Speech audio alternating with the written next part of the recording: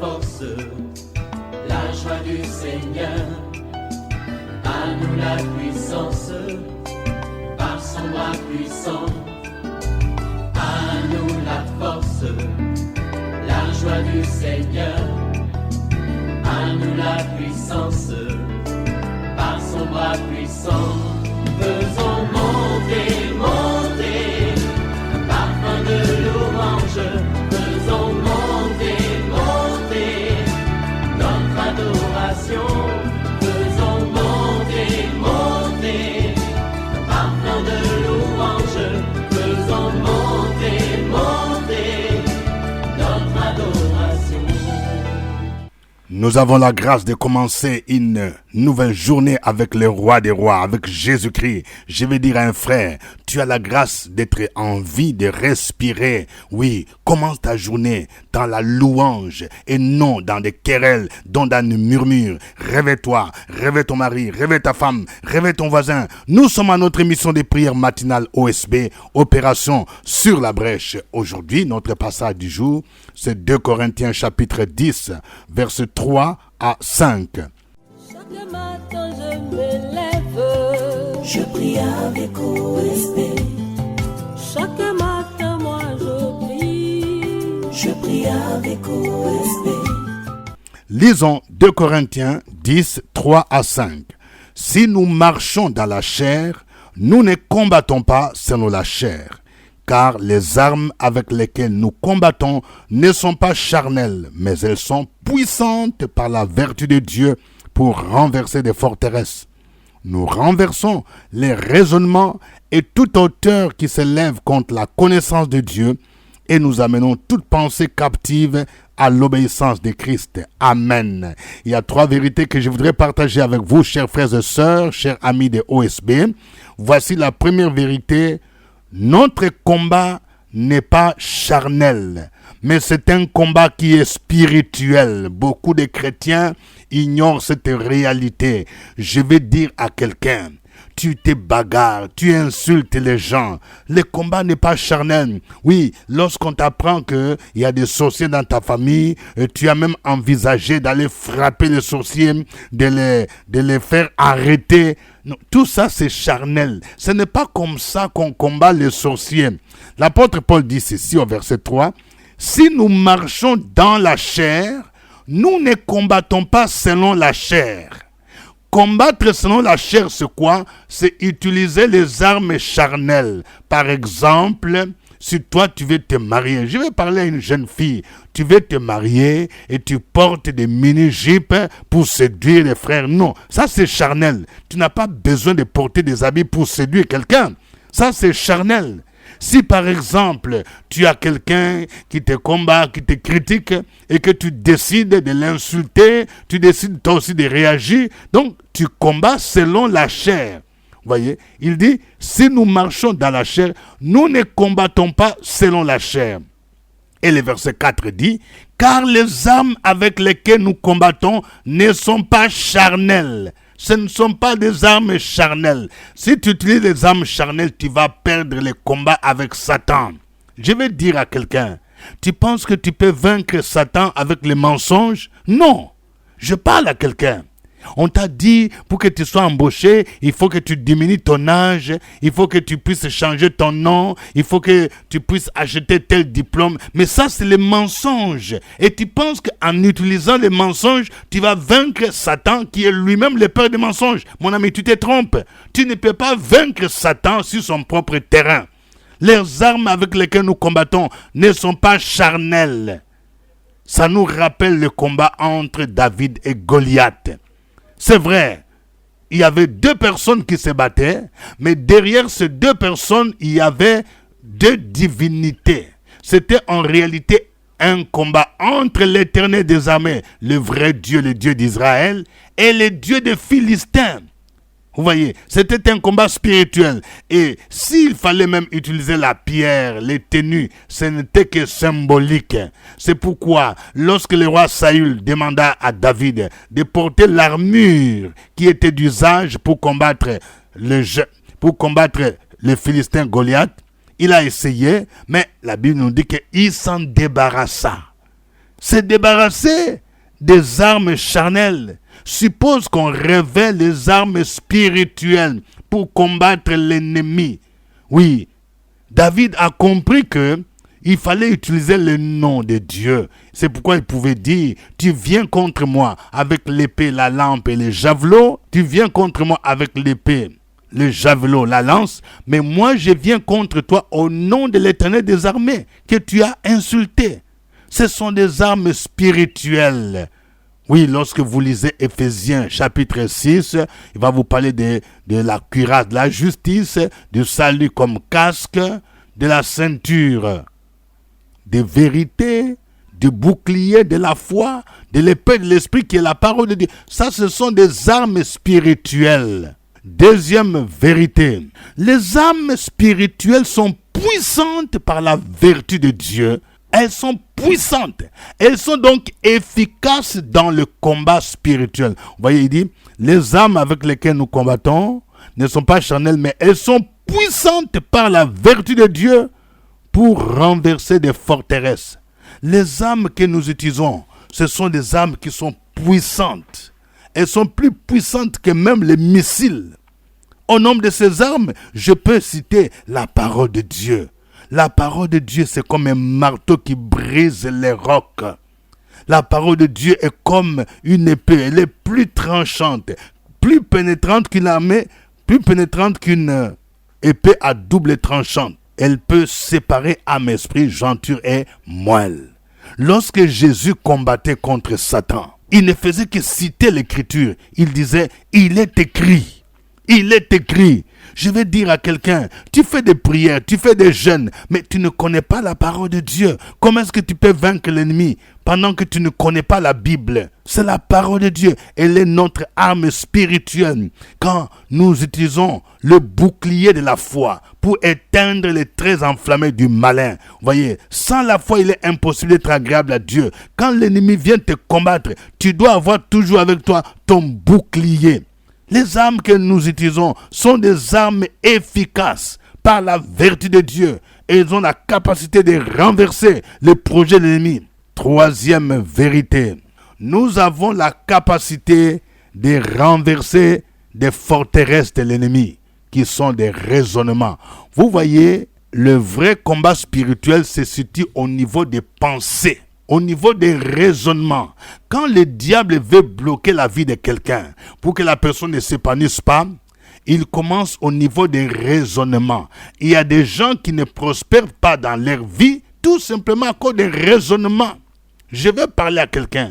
Tu vis dans la peur. Tu dis oui, j'ai peur. Si les gens me voient que j'ai une nouvelle voiture, ils vont dire que j'ai beaucoup d'argent. Et tu as peur et pourtant Dieu te bénit.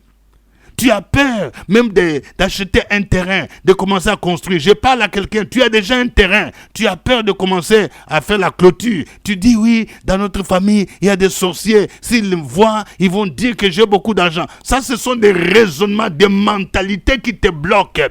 Il faut que tu renverses ces raisonnements-là. Il y a des gens, par exemple, qui souffrent d'un complexe d'infériorité. Tu penses que tu es toujours inférieur. Quand tu vas travailler, quand on te montre un homme blanc, tu te sens inférieur. Tu dis, oui, moi je ne connais pas bien parler le français. Moi je n'ai pas le diplôme qu'il faut. Et tu es complexé. Ça, ce sont des raisonnements que tu dois bannir. Et dans le combat spirituel, nous devons apprendre à renverser les faux raisonnements.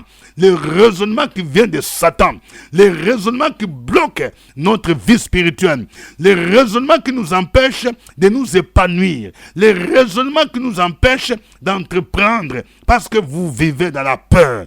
Les armes avec lesquelles nous combattons, elles sont capables de renverser les forteresses de l'ennemi. Quand quelqu'un est dans une forteresse, la personne ne peut pas sortir parce qu'une forteresse, par définition, c'est un lieu qui est fortifié. Et parfois, quand on a des mauvaises pensées, on est comme dans une forteresse, dans un cachot. Tant que tu ne sortes pas de ces cachots-là, tu ne peux pas avancer. Je parle à quelqu'un, tu as toujours peur de commencer une affaire. Parce qu'on t'a raconté d'un ami qui a commencé une affaire, qui est parti au Ghana, qui est parti en France, qui est parti à Dubaï. Oui, il est tombé entre les mains des escrocs. On a failli le tuer. Et tu n'as retenu que ça. Ça a créé en toi des raisonnements de peur. Tu te dis, oui, si je commence à entreprendre, je risque de me faire... on risque de m'escroquer, on va me tuer. Ce sont des faux raisonnements. Il faut renverser ces raisonnements qui vous empêchent d'aller de l'avant. Je vais parler, oui, à un frère. Tu es complexé.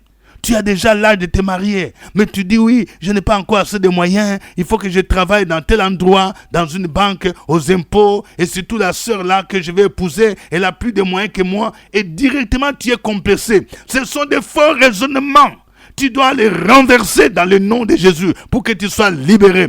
C'est pourquoi Paul dit, nous renversons les raisonnements et toute hauteur qui se lève contre la connaissance de Dieu et nous amenons toute pensée captive à l'obéissance de Jésus. Même les gens qui ne viennent pas au Seigneur, souvent ils sont bloqués par le faux raisonnement. Et quand nous prêchons l'évangile, nous devons aussi être conscients que nous avons cette capacité de renverser ce faux raisonnement. D'abord dans la prière et puis en proclamant la parole de Dieu. Que le nom du Seigneur soit béni. Nous allons les louer, chantons ces cantiques. Sont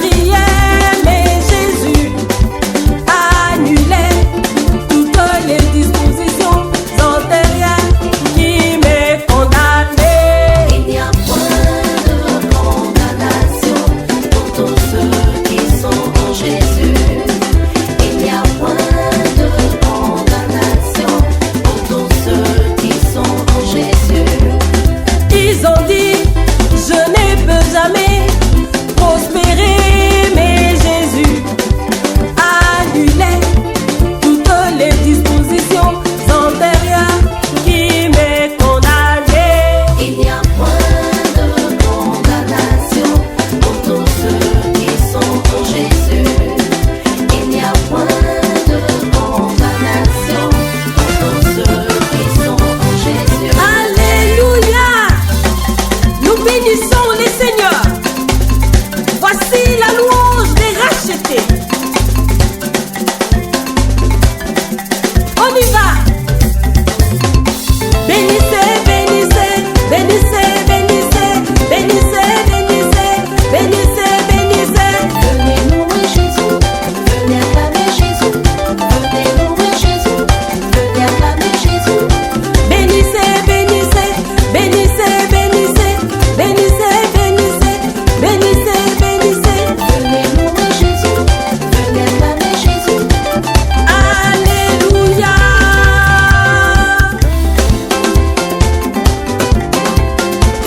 Je vais danser avec Jésus, je vais danser Montez, montez, montez.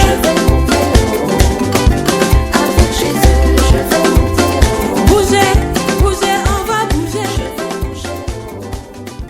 avec Jésus.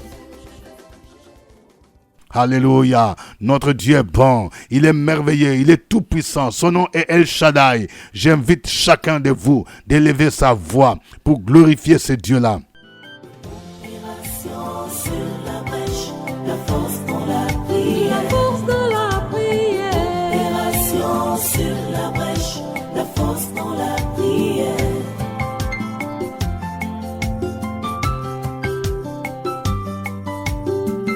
OSB. Opération sur la brèche, la force dans la prière. Force dans la prière. Opération sur la brèche, la force dans la prière. OSB. Opération sur la brèche, la force dans la prière. La force dans la prière. Opération sur la brèche, la force dans la prière. La force dans la prière. Amen. Nous sommes à notre émission de prière matinale OSB, acronyme qui veut dire Opération sur la brèche. Au microphone, votre serviteur, révérend docteur Dieudonné Ngumbi. Que Dieu vous bénisse pour votre fidélité à cette émission OSB. Veuillez partager les liens avec des amis. Que chacun de vous s'engage à partager aujourd'hui même avec au moins 5 personnes qui ne connaissent pas OSB, qui sont en dehors de la Côte d'Ivoire, qui sont dans d'autres pays africains, qui sont en France, qui sont aux États-Unis, qui sont en Europe de manière générale, qui sont au Canada, même en Asie. Que Dieu vous bénisse. Aujourd'hui, notre passage du jour, c'est 2 Corinthiens chapitre 10, versets 3 à 5.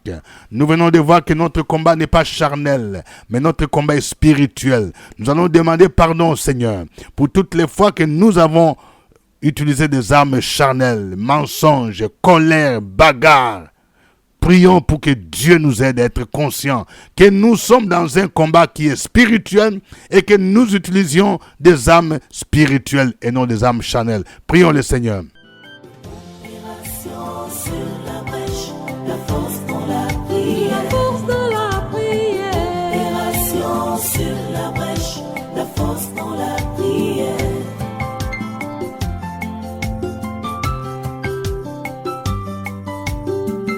OSB.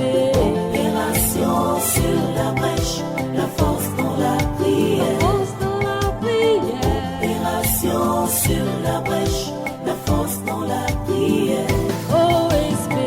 Opération sur la brèche, la force dans la prière. La force dans la prière.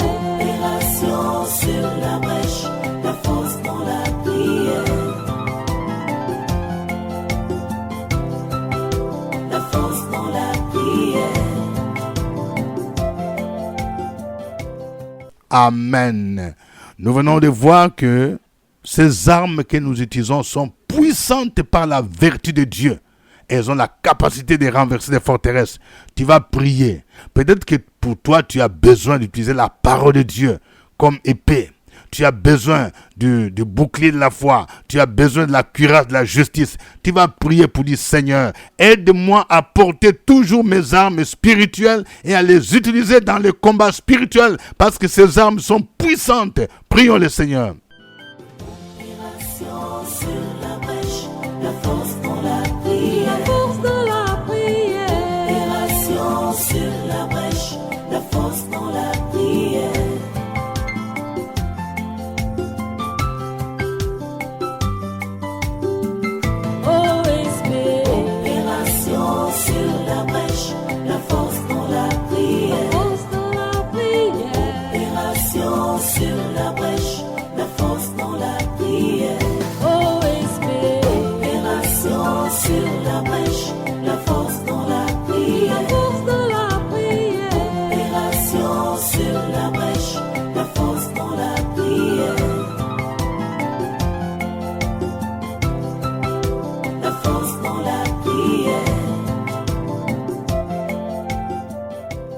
Amen.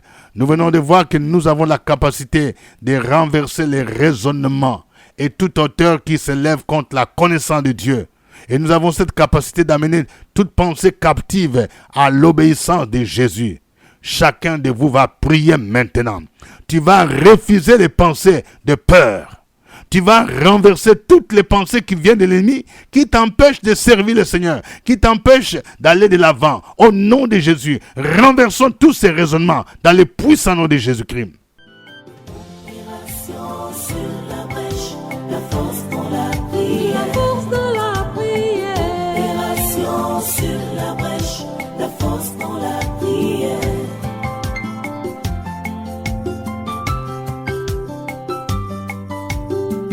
Opération sur la brèche, la force dans la prière.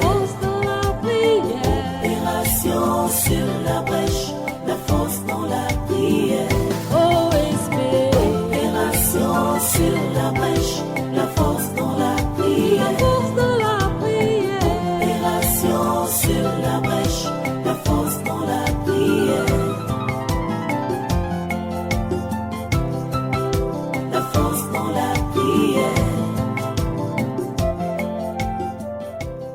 Amen. Que Dieu vous bénisse. Que la grâce de Dieu soit avec vous. Chacun de vous va prier maintenant pour confier la journée. Tout ce que tu comptes faire, le rendez-vous que tu as, au nom de Jésus. Prie pour que Dieu te donne du succès dans tout ce que tu vas entreprendre pendant cette journée. Au nom de Jésus. Que la faveur divine soit avec vous. Au nom de Jésus. Opération sur la brèche, la force dans la prière.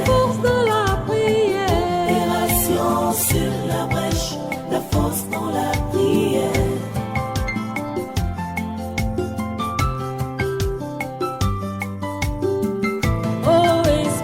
Opération sur la brèche, la force dans la prière. Opération sur la brèche, la force dans la prière. Opération sur la brèche, la force dans la prière. Opération sur la brèche, la force dans la prière. La force dans la prière. Amen. C'était OSB. Au revoir et à demain. À nous la force, la joie du Seigneur. À nous la puissance, par son bras puissant. À nous la force, la joie du Seigneur. À nous la puissance, par son bras puissant.